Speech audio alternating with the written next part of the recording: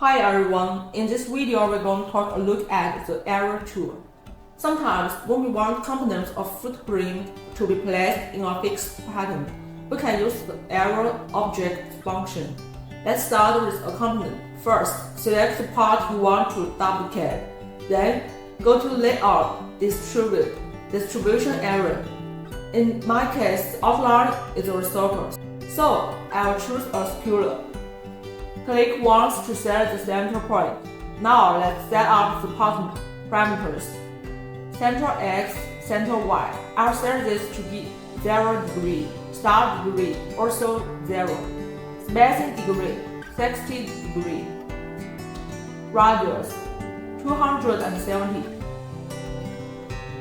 Rotate item to match, set to yes. Once I hit confirm, the components are automatically placed based on these settings. And it's not just the component, you can also use this tool for lines or other objects without nails, which is super handy for drawing patterns quickly. For example, let's draw a polyline first, then go to Edit, Arrow Object. Again, choose a circular arrow, and click a point to define the center. Here, I'll use the starting point of the line. Set the parameters like this.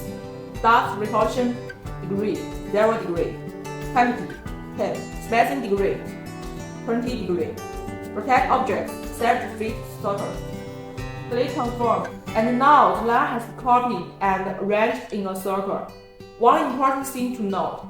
Array objects makes copies of the original object to form an array. Array distribution takes existing components and redistributes them into a pattern. They are not the same, so make sure you pick the right one for your workflow.